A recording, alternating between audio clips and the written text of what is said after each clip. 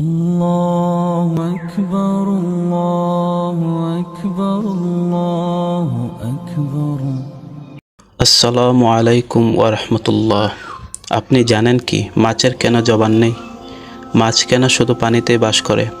পৃথিবীর সকল প্রাণীর জবান থাকলেও মাছের জবান নেই কেন? আর মাছেরা পানিতেই কেন বসবাস করে? এক ব্যক্তি হযরত আলী রাদিয়াল্লাহু তাআলা আনহুকে এই প্রশ্নটি করেন। হযরত আলী রাদিয়াল্লাহু তাআলা আনহু বললেন, জেনে রাখো, আল্লাহ তাআলা মাছের মুখেও জবান দিয়েছিলেন। তারা কথা বলতে পারত এবং জমিনে চলাচল করতেও পারত। কিন্তু আফসোস, এই মাছ নিজের উপর জুলুম করেছে, যার ফলে আল্লাহ তাআলার তরফ থেকে কথা বলার ক্ষমতা কেড়ে নিয়েছেন এবং তারপরে জমিনে চলাচল করার ক্ষমতাও কেড়ে নিয়েছেন। পরিপূর্ণরূপে তাদেরকে শুধুমাত্র এক জলজ প্রাণীতে পরিণত করেছেন। সে আগন্তুক ব্যক্তি জিজ্ঞাসা করল, হে আলী, মাছেরা নিজের উপর কি জুলুম করেছে? হযরত আলী রাদিয়াল্লাহু তাআলা আনহু উত্তর দিলেন, যখন আল্লাহ তাআলা হযরত আদম আলাইহিসসালামকে সৃষ্টি করার পর সমস্ত ফেরেশতাদেরকে নির্দেশ দিলেন যে তোমরা সকলে আদমকে সেজদা করো।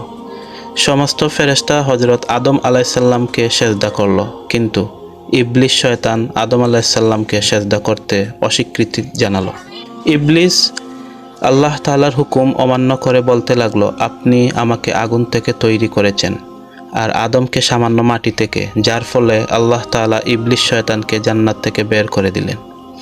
ইবলিস শয়তান জান্নাত থেকে বিতাড়িত হয়ে অভিশপ্ত এবং কুৎসিত রূপে দুনিয়ার জমিনে এসে পড়ল এবং চিৎকার করে জমিনে সমস্ত মাখলুকদেরকে বলতে লাগলো, সাবধান, মানুষ এসে পৃথিবীর বুকে জুলুম অত্যাচার করে বেড়াবে। সেই সময় মাছেরা পানিতে চলাচল করতে পারত এবং জমিনেও চলাচল করতে পারত।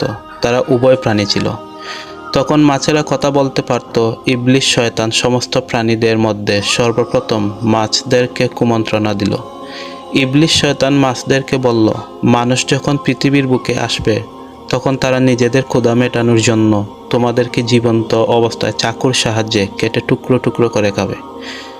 মাছরা যখন এই কথা শুনে তখন তারা সমুদ্রের অন্য সমস্ত প্রাণীদেরকে মানুষের ব্যাপারে এই সমস্ত কথা বলে মানুষের বিরুদ্ধে সবাইকে একত্রিত করতে লাগলো, যার ফলে আল্লাহ তাআলা মাছদের কথা বলার ক্ষমতা কেড়ে নেন এবং মাছেরা জবান হারায়।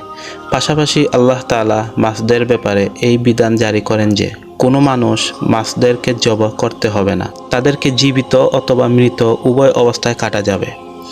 অন্য সকল প্রাণীকে আল্লাহর নাম নিয়ে জবাই করা যে বিধান প্রযোজ্য সেটা মাছদের ক্ষেত্রে প্রযোজ্য হবে না।